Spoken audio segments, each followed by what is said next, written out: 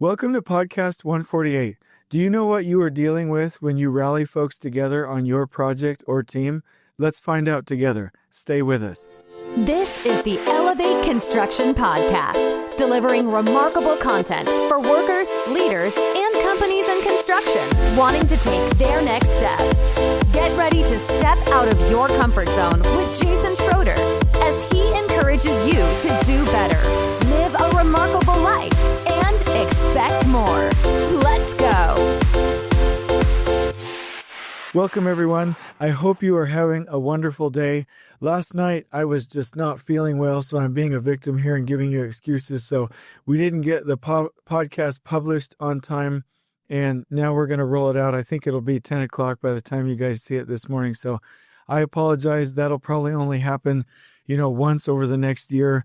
But man, I was just really down last night. And the problem with doing a podcast every day to keep it relevant is that you do it the day before, and that's kind of a grueling schedule, so please forgive me. So I do want to talk about and open that one of the things that I put on a LinkedIn video, I sent it to the editor on Upwork just the other day, and it was talking about the fact that some of our young folks don't even understand the full perspective. I'm not saying they have the wrong perspective, but they don't understand the full perspective of what it means to come into construction. So over and over, I hear the same thing from people that I'm asking, hey, here's an opportunity for you to come and get into construction, work your way up through construction management, or, any situation like that, any entry-level position. I usually hear things like this. Well, I've been through a little bit of community college. I've put in my time. I've done a little bit of work wherever I worked in my summers between high school. I think I'm above working with physical labor right now, and I want to go to school and get my 4-year degree and become an electrical engineer. And first of all, so you guys don't think that I'm, being insensitive or criticizing another field, I think being an electrical engineer is fine. But the purpose there was to not work and to make more money. But consider this. I personally did not go to a university. I did not go to college. Now, for those of you who did, I absolutely love it. But I worked my way up as a laborer, then a rodman, then a field engineer. And right now, if you total all benefits up and you compare what an emergency room doctor makes that has gone to school for 12 years, I make more than an emergency room doctor. And I make like 3 times as much as the average electrical engineer. And so what I don't like is, and there are many people that are in this situation, and if you don't have that exact experience, if you don't make that much, your performance and your financial path is your own thing, but I'm talking about possibilities here.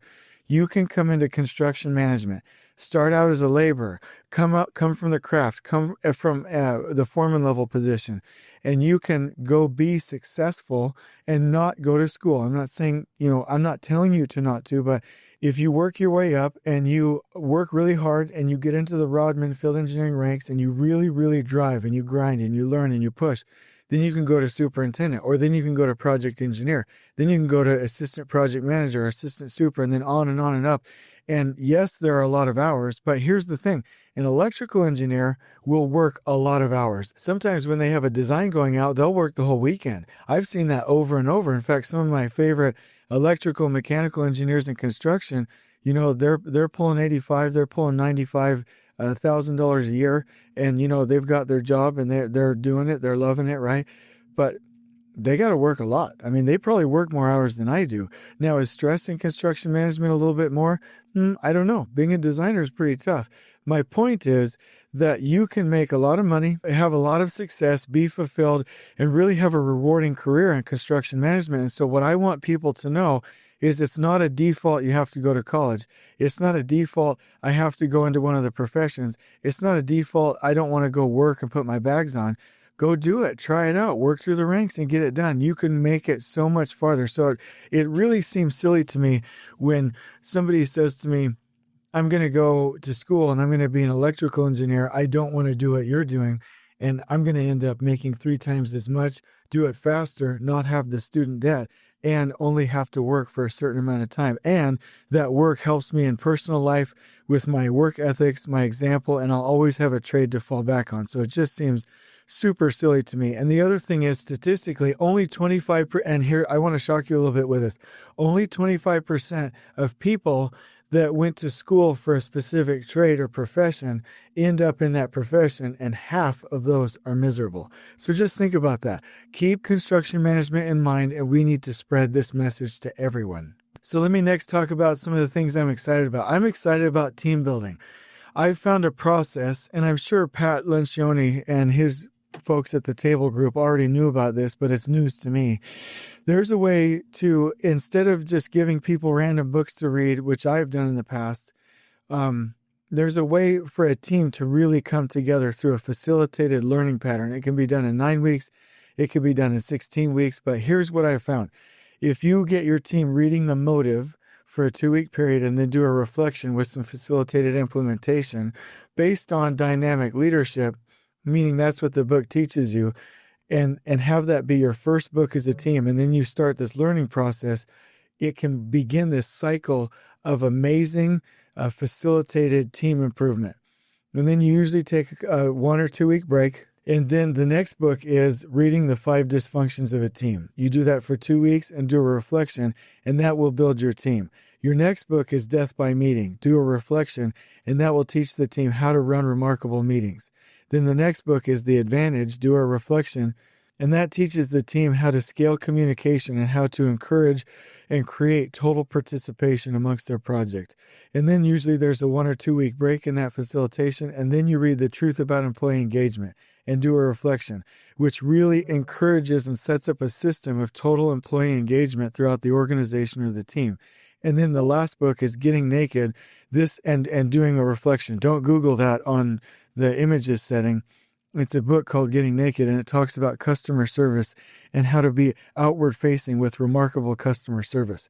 And those aren't even all of the books. You can then include The Ideal Team Player, Silos, Politics, and Turf Wars, a book about being a CEO and executive about families. You can keep this going, this Little Miss Book Club type thing going on. But if you do this on a system, everybody reading the book and then doing a reflection and then implementing it, by the time you get done with the 16 weeks, you won't even know who that team is. They'll be so different, so much better of who they naturally are and who they want to be. It's amazing. So I hope you enjoy that. I hope I've excited you about that. If you're interested in something like that, please let me know, because it's absolutely over the top fantastic. I just love systems like that. So here's a little bit of feedback. It was pretty simple, but I just want to give a shout out to who did it. They just sent me a quick LinkedIn message that said, I love listening to your podcast. And I shot him back some thoughts there, and he's going to give me some thoughts on topics. And I just really appreciate that. So here's some conflict for us today. We assume the people in our meetings are just like us, but they have been programmed to not do well and to not thrive in our meetings. And even though pull planning and Last Planner and Lean are effective systems, the meetings that I encourage are effective systems. The 5 dysfunctions of a team and having healthy conflict in meetings are effective systems. Human beings were not programmed to do that through schooling. And so I want to tell you a little bit of a story and then get into some pretty heavy principles, but I really think that you're going to enjoy the content today so much that I bet you I'll get feedback on it. And so I was like, okay, I did this podcast late. I've offended everyone.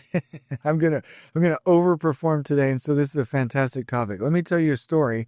And the topic, by the way, is that people are not programmed to fit into our systems. And so the topic of this podcast is, it's the 7-lesson school teacher. And I'm going to quote a talk by John Taylor Gatto that was published in the New Society Publishers 1992. And it's a fantastic talk. It's actually called the 7-lesson school teacher. And I want to explain, and I will explain how it ties to construction. So first of all, here's a story. When we were at the research laboratory, we set up the Last Planner system, the culture, the meeting rules, and we really had an open and collaborative and healthy and wonderful environment. And as people would come into that situation, they were very quiet. And so the reason I mentioned pull planning and meetings and healthy conflict, if you plan to do a pull plan or start meetings or start having healthy conflict or doing huddles with a group of people that haven't been culturally acclimated to the systems, you're going to get pushback or silence. So here's my story. There was this really good door installer. He was a carpenter, absolutely fantastic at what he did. They came to our project site, and we asked him, and it took some coercion, to come into our meetings, our weekly work planning meeting every week with the Last Planner system. And he hated it. He would sit in the corner, super quiet, wouldn't participate, and it was kind of a waste of time. But after seeing for a while that trust was within the meetings and he wouldn't get in trouble and that it was a safe place and that he could collaborate, one day he spoke up and asked for something, and he got it. The other foreman responded, took care of his needs, and ever since that point, he started to bring up roadblocks and communicate and collaborate and speak in the meeting. But he had to feel safe first. Before he felt safe, he was mean. He was quiet. He wouldn't participate. And so just like if you go up and you're like, I'm excited to do a pull plan, and you get there and you're like, let's all go do our stickies, or get up here and speak to it. And everyone's like freaked out sitting there and you're like, oh, this sucks. I hate this. There's a reason. Pull planning doesn't suck. Last Planner doesn't suck. Lean doesn't suck. Meetings don't suck. It's the programming that we've all received from high school. Now, I'm not here to bash on high school, so please don't get mad at me. If you're a school teacher or something, or your wife is, please don't get mad at me. I'm just saying this is a situation that we're in, and we need to realize it so we can get past it. So that for all the good and bad things that we get from public or private schools as we grow up, we need to at least compensate for that when we get into professional situations. And so that's my little story. I want to show you today and explain why it's hard to get that door guy out of his or her, and in this case, his comfort zone and participating in a safe environment. Why is it so difficult? We're going to talk about that today. Now, I'm going to do something a little bit different. I'm going to read a talk. And it's so good. I've gone through here and deleted anything I could, but this is an excerpt from the talk, and I'm allowed to do that. And I want to reference the source material here and have you listen to it, and then I'm going to close out with some good information. Does that sound okay? Thumbs up? All right, we're good to go. So this might be a little bit longer podcast, but please pause and get back to it if you can. So here we go. John Taylor Gatto is New York State's Teacher of the Year, and this was in 1991. He won the New York City Teacher of the Year Awards in 1990 and 1989. This is the acceptance speech he gave in 1991. Quote, "Call me Mr. Gatto, please. 26 years ago, having nothing better to do with myself at the time, I tried my hand at school teaching. The license I have certifies that I am an instructor of English and English literature, but that isn't what I do at all. I don't teach English, I teach school, and I win awards doing it. Teaching means different things in different places, but 7 lessons are universally taught from Harlem to Hollywood Hills.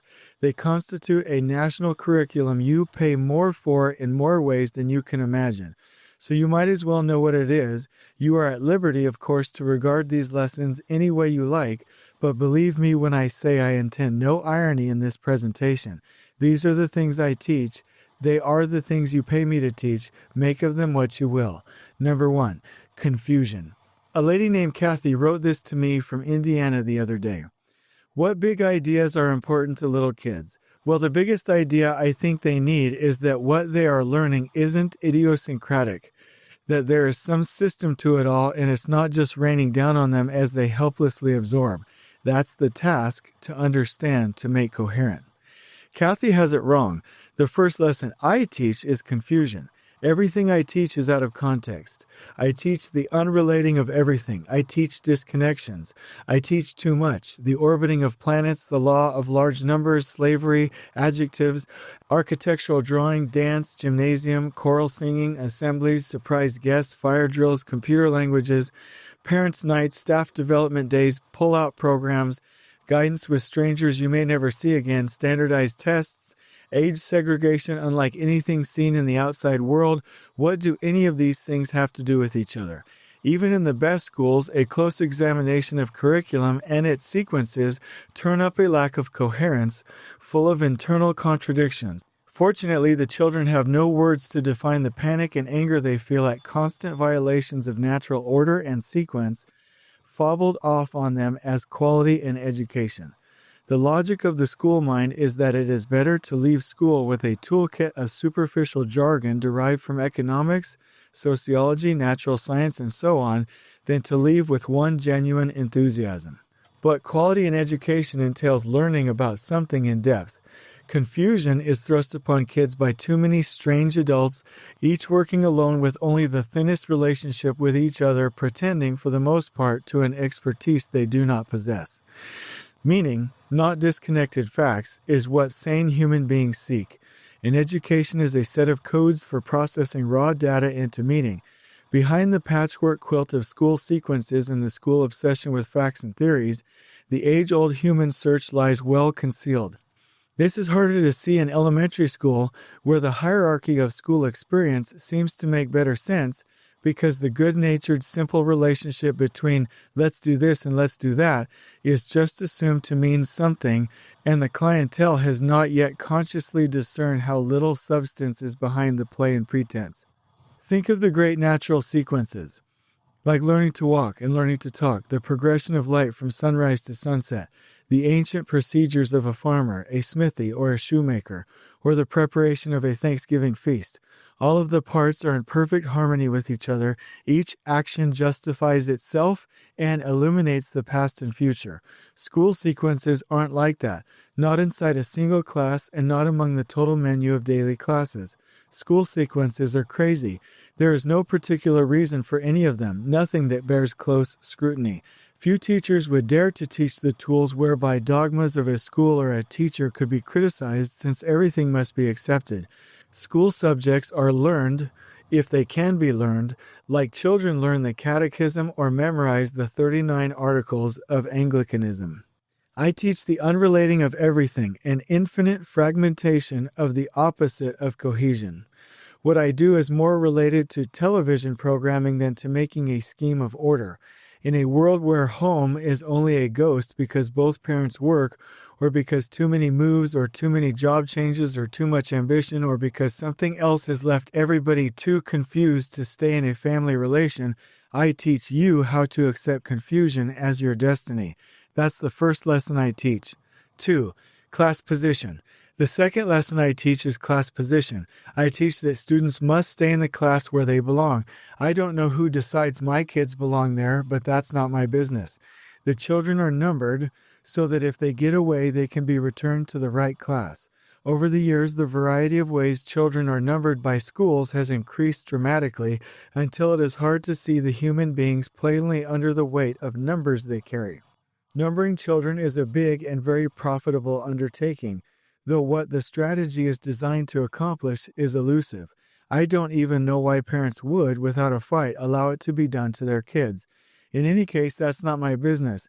My job is to make them like being locked together with children who bear numbers like their own, or at least to endure it like good sports. If I do my job well, the kids can't even imagine themselves somewhere else, because I've shown them how to envy and fear the better classes and how to have contempt for the dumb classes. Under this efficient discipline, the class mostly polices itself into good marching order. That's the real reason of any rigged competition like school. You come to know your place. In spite of the overall class blueprint, which assumes that 99% of the kids are in their class to stay, I nevertheless make a public effort to exhort children to higher levels of test success, hinting at eventual transfer from the lower class as a reward. I frequently insinuate the day will come when an employer will hire them on the basis of test scores and grades, even though my own experience is that employers are rightly indifferent to such things. I never lie outright, but I've come to see that truth and school teaching are, at bottom, incompatible, just as Socrates said thousands of years ago. The lesson of numbered classes is that everyone has a proper place in the pyramid, and there is no way out of your class except by number magic. Failing that, you must stay where you are put. Number 3, indifference. The third lesson I teach kids is indifference. I teach children not to care too much about anything, even though they want to make it appear that they do. How I do this is very subtle. I do it by demanding that they become totally involved in my lessons, jumping up and down in their seats with anticipation, competing vigorously with each other for my favor. It's heartwarming when they do that. It impresses everyone, even me. When I'm at my best, I plan lessons very carefully in order to produce this show of enthusiasm. But when the bell rings, I insist that they drop whatever it is we have been doing and proceed quickly to the next workstation. They must turn on and off like a light switch. Nothing important is ever finished in my class, nor in every class I know of. Students never have a complete experience except on the installment plan. Indeed, the lessons of the bells is that no work is worth finishing, so why care too deeply about anything? Years of bells will condition all but the strongest to a world that can no longer offer important work to do. Bells are the secret logic of school time. Their argument is inexorable. Bells destroy the past and future, rendering every interval the same as any other. As the abstraction of a map renders every living mountain, the river, the same, even though they are not. Bells inoculate each undertaking with indifference. Number 4, emotional dependency. The fourth lesson I teach is emotional dependency. By stars and red checks, smiles and frowns, prizes, honors and disgraces, I teach kids to surrender their will to the predestinated chain of command. Rights may be granted or withheld by any authority without appeal, because rights do not exist inside a school, not even the right of free speech, as the Supreme Court has so ruled, unless school authorities say they do. As a school teacher, I intervene in many personal decisions, ensuing a pass for those I deem legitimate, or initiating a disciplinary confrontation for behavior that threatens my control. Individuality is constantly trying to assert itself among children and teenagers, so my judgments come thick and fast. Individuality is a contradiction of class theory, a curse to all systems of classification. Here are the common ways it shows up. Children sneak away for a private moment in the toilet on the pretext of moving their bowels, or they steal a private instant in the hallway on the grounds that they need water. I know they don't, but I allow them to deceive me because this conditions them to depend on my favors. Sometimes free will appears right in front of me in pockets of children, angry, depressed, or happy about things outside my ken. Rights in such things cannot be recognized by school teachers, only privileges that can be withdrawn, hostages to good behavior. Number 5, intellectual dependency. The fifth lesson I teach is intellectual dependency. Good people wait for their teacher to tell them what to do. Good students wait for a teacher to tell them what to do. It is the most important lesson that we must wait for other people better trained than ourselves to make the meanings of our lives. The expert makes all the important choices. Only I, the teacher, can determine what my kids must study, or rather, only the people who pay me can make those decisions, which I enforce. If I'm told that evolution is fact instead of a theory, I transmit that as ordered, punishing deviants who resist what I have been told to tell them to think. This power of control what children will think lets me separate successful students from failures very easily. Successful children do the thinking I appoint them with a minimum of resistance and a decent show of enthusiasm. Of the millions of things of value to study, I decide what few we have time for, or actually it is decided by my faceless employers. The choices are theirs. Why should I argue? Curiosity has no important place in my work, only conformity. Bad kids fight this, of course, even though they lack the concepts to know what they are fighting, struggling to make decisions for themselves about what they will learn and when they will learn it. How can we allow that and survive as school teachers? Fortunately, there are tested procedures to break the will of those who resist. It is more difficult, naturally, if the kids have respectable parents who come to his aid. But that happens less and less in spite of the bad reputation of schools. No middle-class parents I have ever met actually believe that their kid's school is one of the bad ones. Not one single parent in 26 years of teaching. That's amazing, and probably the best testimony to what happens to families when mother and father have been well-schooled themselves, learning the 7 lessons. Good people wait for an expert to tell them what to do. It is hardly an exaggeration to say that our entire society depends upon this lesson being learned. Think of what might fall apart if children weren't trained to be dependent. The social services could hardly survive. They would vanish, I think, into the recent historical limbo out of which they arose. Counselors and therapists would look on in horror as the supply of psychic invalids vanished. Commercial entertainments of all sorts, including television, would wither as people learned again how to make their own fun. Restaurants, the prepared food industry, and a whole host of other assorted food services would be drastically downsized if people returned to making their own meals rather than depending on strangers to plant, pick, chop, and cook for them. Much of modern law, medicine, and engineering would go too, the clothing business and school teaching as well, unless a guaranteed supply of helpless people continue to pour out of our schools each year. Don't be too quick to vote for radical school reform if you want to continue getting a paycheck. We've built a way of life that depends on people doing what they are told because they don't know how to tell themselves what to do. It's one of the biggest lessons I teach.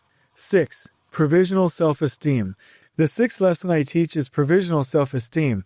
If you've ever tried to wrestle into line kids whose parents have convinced them to believe they'll be loved in spite of anything, you know how impossible it is to make self-confident spirits conform.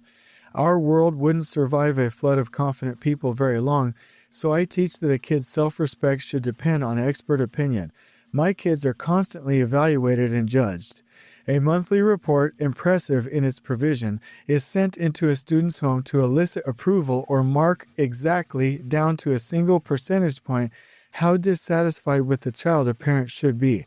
The ecology of good schooling depends upon perpetuating dissatisfaction, just as the commercial economy depends on the same fertilizer. Although some people might be surprised how little time or reflection goes into making up these mathematical records, the cumulative weight of these objective-seeming documents establishes a profile that compels children to arrive at certain decisions about themselves and their futures based on the casual judgment of strangers. Self-evaluation, the staple of every major philosophical system that ever appeared on the planet, is never a factor. The lesson of report cards, grades, and tests is that children should not trust themselves or their parents, but should instead rely on the evaluation of certified officials. People need to be told what they are worth. Number 7. One can't hide. The seventh lesson I teach is that you can't hide. I teach children that they are always watched, that each is under constant surveillance by myself and my colleagues. There are no private spaces for children. There is no private time. Class change lasts exactly 300 seconds to keep promiscuous fraternization at low levels. Students are encouraged to tattle on each other or even to tattle on their parents. Of course, I encourage parents to file reports about their own child's waywardness too. A family trained to snitch on itself isn't likely to conceal any dangerous secrets. I assign a type of extended schooling called homework so that the effect of surveillance, if not that surveillance itself, travels into private households where students might otherwise use free time to learn something unauthorized from a father or mother by exploration or by apprenticing to some wise person in the neighborhood. Disloyalty to the idea of schooling is a devil always ready to find work for idle hands. The meaning of constant surveillance and denial of privacy is that no one can be trusted, that privacy is not legitimate. Surveillance is an ancient imperative espoused by certain influential thinkers, a central prescription sent down in the Republic, in the City of God, in the Institutes of the Christian Religion, in New Atlantis, in Leviathan, and in a host of other places. All these childless men who wrote these books discovered the same thing. Children must be closely watched if you want to keep a society under tight central control. Children will follow a private drummer if you can't get them into a uniform marching band. I want to tell you what the effect on our children is of taking all their time from them, the time they need to grow up, and forcing them to spend it on abstractions. You need to hear this because any reform that doesn't attack these specific pathologies will be nothing more than a facade. Number 1. The children I teach are indifferent to the adult world. This defies the experience of thousands of years. A close study of what big people were up to was always the most exciting occupation of youth. But nobody wants children to grow up these days, least of all the children, and who can blame them? Toys R Us. Number 2, the children I teach have almost no curiosity, and what little they do have is transitory. They cannot concentrate for very long, even on things they choose to do. Can you see a connection between the bells ringing again and again to change classes and this attention? Number 3, the children I teach have a poor sense of the future, of how tomorrow is inextricably linked to today. As I said before, they live in a continuous present. The exact moment they are in is the boundary of their consciousness. Number 4, the children I teach are ahistorical. They have no sense of how the past has predestinated their own present, limiting their choices, shaping their values and lives. Number 5, The children I teach are cruel to each other. They lack compassion for misfortune. They laugh at weakness. They have contempt for people whose need for help shows too plainly. Number 6. The children I teach are uneasy with intimacy or candor. They cannot deal with genuine intimacy because of a lifelong habit of preserving a secret inner self inside a larger outer personality made up by an artificial bit or bits and pieces of behavior borrowed from television or acquired to manipulate teachers. Because they are not who they represent themselves to be, the disguise wears thin in the presence of intimacy, so intimate relationships have to be avoided. Number 7. The children I teach are materialistic, following the lead of school teachers who materialistically grade everything and television mentors who offer everything in the world for sale. Number 8. The children I teach are dependent, passive, and timid in the presence of new challenges. This timidity is frequently masked by service bravado or by anger or aggressiveness, but underneath is a vacuum without fortitude. All of the above is printed in the book by Mr. Gatto entitled Dumbing Us Down, The Hidden Curriculum of Compulsory Schooling, 1992, New Society Publishers. Now, here's why I brought this up. If you have somebody in your trade partner meeting, or doing a pull plan, or on your team, or working with you in IPD, or you're in a huddle, and it's not working, and they're not speaking up, and they're not buying in, and they're not weighing in, and it's not working, it's because they've been taught to be indifferent. They have been taught to not be curious. So if you're implementing lean systems, why would they be curious about that? And they've been taught to not have a good sense of the past or the future. So why would they be good at scheduling? They've been taught to be ahistorical. They've been taught to be cruel to each other. So if you have that bully foreman or that bully superintendent in the meeting, they've been taught that to ascend in rank in these systems, they have to be cruel. They have to lack compassion. They have to laugh at weakness, and they have to have contempt for people who need things. So in your meetings, you have also been taught to deal with people who are materialistic, who are dependent and passive and timid, and who have hidden themselves over the years and don't want to show who they really are or speak the truth and show what they're really thinking. And so really the principle is that people are taught to fear speaking up in your meetings or in your groups. People are taught to survive and to do and act in a way that will only allow themselves or their company to survive. And they are not organized. They have been taught to disconnect things and to not put the organization or the interrelatedness or the optimization of the whole of the project together. And so they only focus on their company or themselves. The people in your meetings or in your huddles or in your teams have been focused too much on hierarchy. They've been taught hierarchy, and so if you're the boss, they've been taught to not speak up and to wait for you to tell them what to do. And they've been taught to be indifferent and to only respond within their social group. And so this has been a long and tedious podcast, but I really hope that you're getting what I got from it, which is that we have to deprogram people from this bad behavior. We have to build trust. We have to encourage healthy conflict. We have to set goals together. We have to learn again how to hold each other accountable. We have to learn to speak up again. We have to learn to stop surviving and to focus on the success of the project. We have to start focusing on the interrelatedness of the past and the future and start to plan our work. We have to focus on the success of other contractors on site in addition to our own. We have to teach them to not worry about hierarchy and to speak up that we're all a team. We have to teach them to not be indifferent, but to care about the success of the project and the service we're giving to our customer.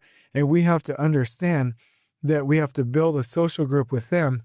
Otherwise, they will revert back to fitting into the social groups that to survive like they did in high school. And so I mention this because if you can do a couple of things, you can really win. And the current condition is people are not programmed for our huddles. They're not programmed for our teams. They're not programmed for our job sites. They're not programmed for our meetings. They've been programmed to be good little worker bees and to do average and mediocre work. And they've been programmed on a conveyor belt. And so that might seem really negative about public and private school. But hey, I'm using it as we have to understand what the is. And that's exactly what happens. Teachers form a compulsory situation where students are taught to not think for themselves. And so here's the challenge.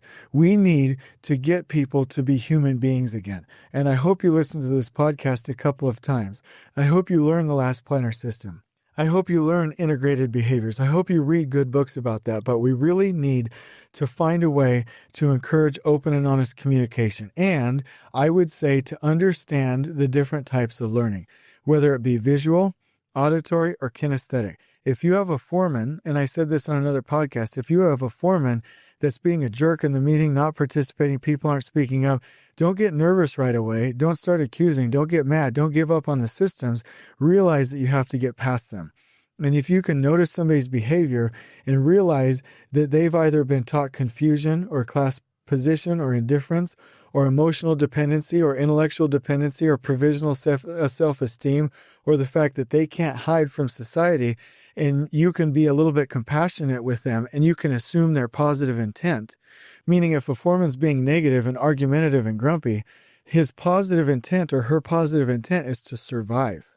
So can you come up with a solution that allows him or her to survive, but also accomplishes the integrated goals of the team?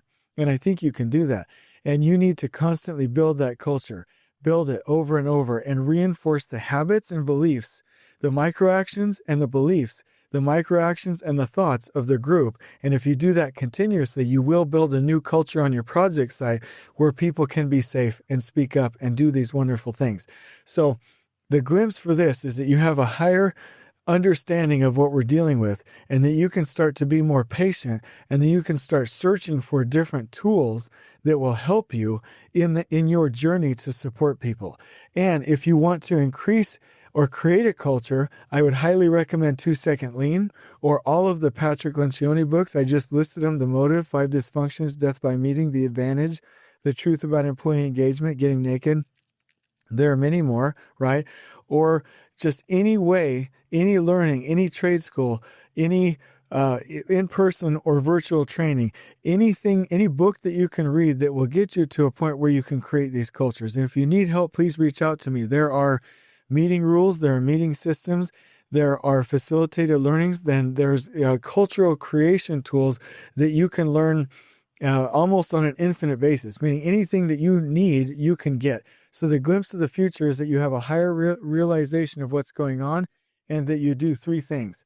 You find out how your people on your site communicate, what they're dealing with, assume positive intent and find out what it is, and go find the win-win, and that you build a culture where they can be accepted and speak up. So I hope that you've enjoyed this. If you have any questions, please check out my website at elevateconstructionist.com. You can reference this podcast, go to the podcast page at theelevateconstructionpodcast.com, or email me at jason@elevateconstructionist.com. On we go. Please join us next time in elevating the entire construction experience for workers, leaders, and companies coast to coast. If you're enjoying the show, please feel free to share with your construction colleagues and help us spread the word by rating, subscribing, and leaving a review on your preferred podcast listening platform. We really appreciate it. We'll catch you next time on the Elevate Construction Podcast.